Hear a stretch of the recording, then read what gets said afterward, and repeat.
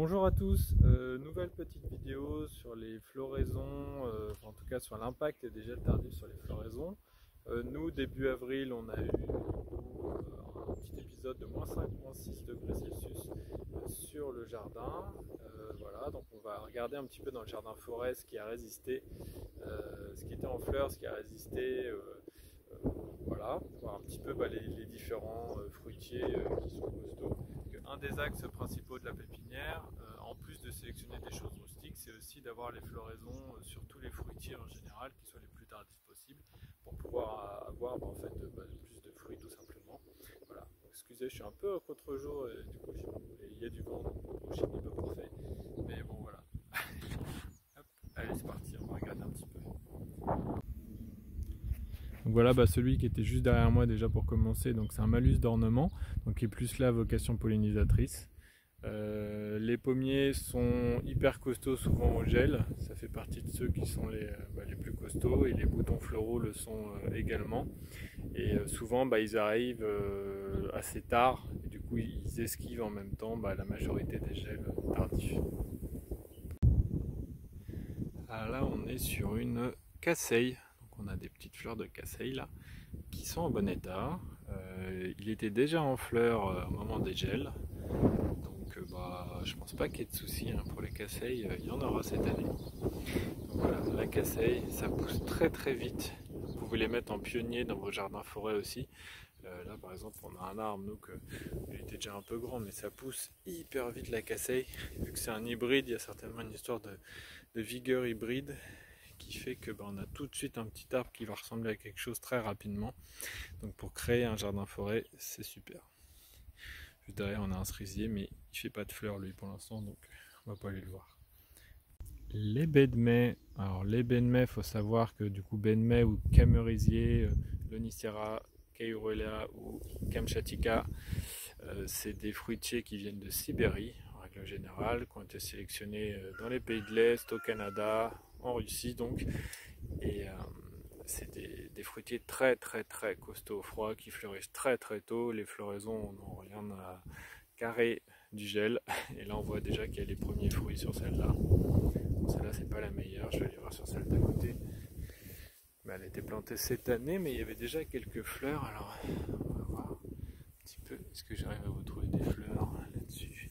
Et oui, un petit fruit, un autre derrière. Voilà, donc ça on va pouvoir goûter cette variété là, donc ça c'est la Strawberry Sensation. On va voir un petit peu ça. Là on est un petit peu à l'ombre, on voit un petit peu moins bien, mais donc là on a toute une grappe de floraison de ragouminaires rouges. On a le blanc aussi, mais qui n'ont pas du tout aimé les gels tardifs. Alors ils ont été plantés cette année eux, donc peut-être qu'ils vont se caler l'année prochaine, on verra, mais bon, pour l'instant on ne pourra pas y goûter en tout cas. Un peu de vent pour changer, j'espère que vous m'entendrez bien. Et du coup là, je suis plutôt super content parce que ça, je savais pas trop ce que ça allait donner. Les fleurs sont là, ça a l'impression que ça a noué, donc bon, on verra. C'est des nachis, on a récupéré beaucoup de variétés de nachis, donc là c'est de Haut-Chuis, mais on en a pas mal, on va pouvoir tester et voir ce que ça vaut. Et pour l'instant ça passe, semble-t-il, les gels. Donc c'est vraiment un gros point positif. Donc voilà, on vous dira un petit peu ce que ça donne au niveau du fruit en fin d'année, si on en a, si on a la chance d'en avoir. Poire résistante aux maladies et tout. Et là on voit, on l'a planté il y a 2 ans. Quand ça se plaît, ça pousse. C'est cool, il va vite s'installer celui-là. Là on a un Reine Claude de Oulins. Et on a eu les premières fleurs cette année aussi, comme pour le poirier Général Leclerc d'avant. Et voilà, c'est chouette, les fleurs sont là, elles ont l'air de tenir, elles vont passer, il y en a qui sont un peu plus en avance qu'on et tout. On verra ça, première Reine Claude, chouette. Un pêcher Amsden, qui est très résistant, semble-t-il, à la cloque. Après là on voit qu'il y a des petites traces, mais bon, il devrait les perdre justement. Ces petites feuilles et puis en refaire de nouvelles.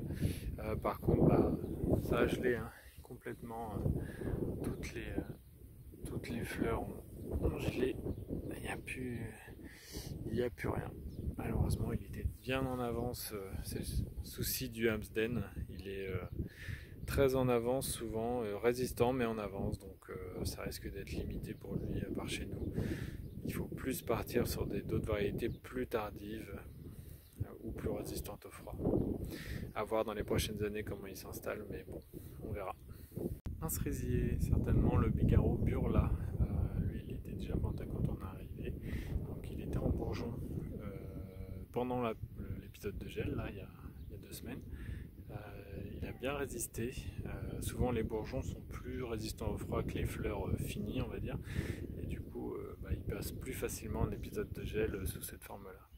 Celui-là, on va avoir des bonnes cerises en début de saison. Un pêcher de semis ici qu'on avait mis vraiment hyper bien exposé contre un mur. Voilà, donc celui il doit avoir 6 ans maintenant de semis. Bon, après il a été déménagé plusieurs fois et là on lui a mis à sa place définitive, mais on voit que même là les fleurs elles n'ont pas aimé. Donc, malheureusement, je sais pas si on aura un jour des fruits, on verra. Première floraison chez ce Reine Claude également. Alors lui, on voit qu'il a décidé de mettre le paquet alors qu'il a que 2 ans de plantation. Et c'est cool, hein. Donc ça c'est Reine Claude de Bavé. Celle-là c'est une autre variété de Reine Claude, il y en a plein. Reine Claude, nous on a Reine Claude dorée, Bavé et Oulins, mais il en reste encore d'autres. Voilà, c'est chouette en tout cas, ça a résisté, c'est en train de nouer, donc c'est cool. Un beau merisier, pareil, qui a fleuri, il n'y a aucun souci. Donc il est magnifique, il a poussé tout seul lui dans une haie en lisière du terrain. Il est superbe. Un petit poirier, bon, lui il était là bien avant nous. Il aurait, d'après les voisins, 300 ans à peu près.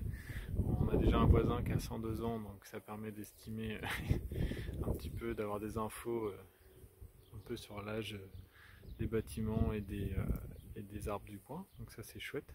Et lui c'est un poirier qui servait certainement à faire de l'alcool. C'était un très bon terroir pour le cidre et le poiré ici, et donc le poiré est pas trop connu, c'est une espèce de champagne de poire quoi, et c'est très bon. Et ça servait certainement à faire ça. Alors moi j'ai essayé de transformer les fruits en compote, on va dire simplement avec le même poids de sucre que de fruits, et c'était super bon aussi. Les poires sont très belles sur celui-là, je ne sais pas encore ce que c'est. Je travaille avec les associations pomologiques aussi du coin, histoire d'en savoir un peu plus sur certaines variétés locales.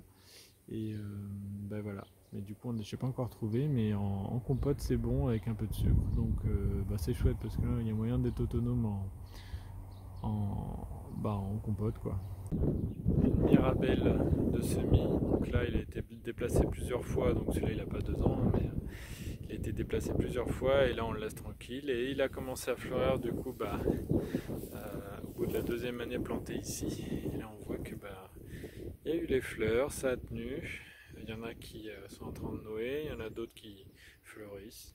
C'est cool, première petite mirabelle normalement cette année. C'est chouette. Là on a un abricotier, mais pareil, les fleurs n'ont pas tenu, j'arrive même pas à retrouver les fleurs. Il y en avait quelques-unes, je l'avais protégé, mais trop avancé, pas assez résistant, ça n'a pas tenu. C'est le souci des abricotiers hein, chez nous, malheureusement on n'en a pas souvent quand on en a. Et voilà, donc il faut vraiment chercher les variétés qui fleurissent le plus tard possible. On est en train de chercher du côté des hybrides aussi, abricots prunes, où il y a peut-être des billes, des choses à fouiller un peu et à approfondir. Bon, il y a du monde dans la pépinière du coup là, mais on va essayer d'aller voir un petit peu ce qu'on a qui est en fleurs et qui arrive en fleurs. Bon, les petits fruits toujours, hein, on a des framboisiers là, ou hybrides de framboisiers qui arrivent en fleurs. Ils sont bien en avance de ceux de l'extérieur. Une groseille à macro qui est pas encore assis un petit peu là.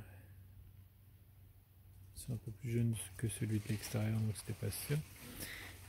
Qu'est-ce que j'ai d'autre? Les kiwis, ils ont gelé et ils sont repartis, enfin pas en bas en tout cas. Ils sont bien repartis. Les morus, donc tout ce qui est mûrier arbre, eux ils sont grands. Ils sont grands. Ils touchent mon filet là-haut. Ils ont grillé et ils repartent là maintenant. Voilà. Et après ça va être tout ce que j'ai en petites fleurs. Je suis en train de chercher en même temps. On a des beaux feuillages. Donc ça c'est des Sorbaronia. C'est des hybrides du coup avec de Sorbus avec Aronia donc. Ah si, j'avais fleur d'Aronia également là justement qui a pris le gel aussi. Bah il y a eu moins de gel ici, hein. Il y a dû avoir un -3 peut-être, mais du coup qui a suffi à geler les kiwai, mais les fleurs d'Aronia n'ont pas gelé. Donc bon, vu les origines de l'Aronia, je me doute qu'il n'y a pas trop de problème. C'est comme la baie de mai, hein, ça vient des zones un peu froides. D'ailleurs sur les baies de mai, est-ce que j'ai eu des... C'est plus pour la pollinisation où c'est compliqué sous serre. Donc on a rajouté pas des pollinisateurs, des fleurs mellifères pour attirer un peu plus... Ah oui, un petit fruit. Bon, on verra sur celui-là. Est-ce que c'est le même strawberry ou c'en est un autre celui-là? Oui, strawberry sensation. Donc pour finir le petit mot de la fin, il n'y a pas de grosses surprises. Hein. C'est assez bien connu normalement ces choses-là. Un peu déçu toujours par les abricotiers et les pêchers de ne pas en avoir. Hein. Ça va jouer sur certains cultivars à floraison très tardive qui vont être plus costauds au froid, ou alors les hybrides. Donc ça on verra ça à la pépive, ce qu'on arrive à faire rentrer et puis à tester ici. Voilà. Je connaissais pas le nashi, en tout cas pas bien, et là pour le coup je suis agréablement surpris, donc ça peut permettre de diversifier un peu les fruits au jardin de forêt et puis dans les vergers en général, donc ça c'est plutôt sympa. Et voilà, et le ragoumier aussi un peu déçu, parce que bon, j'aurais bien aimé goûter et voir ce que ça vaut. On verra ça, peut-être qu'il s'acclimatera petit à petit.